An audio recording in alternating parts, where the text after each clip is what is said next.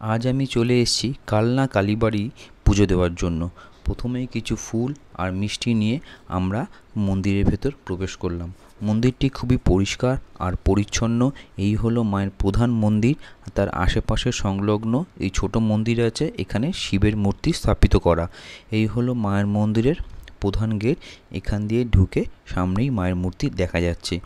এই হলো মায়ের প্রধান মূর্তি, যা দর্শন করার জন্য আমরা এখানে এসেছি। আপনারাও দর্শন করে নিন। তারপর আমরা আশেপাশে একটু ঘুরবো বলে ভাবলাম, কিন্তু হঠাৎ বৃষ্টি চলে আসার জন্য আমাদের ঘোরা আর হলো না। তারপর আমরা পাশের একটি মন্দিরে গেলাম। এখানেও একটা মূর্তি দর্শন করার পর আমরা চলে এলাম অনন্ত বাসুকীনাথ মন্দির। এই মন্দিরটি খুবই সুন্দর আর অপরূপ কারুকার্যে ভরা। মন্দিরটির দেওয়ালে অসংখ্য কারুকার্য করা আছে। মন্দিরটির গায়ে আলপনাও করা আছে। মন্দিরটি খুবই ভালো। এই হলো অনন্ত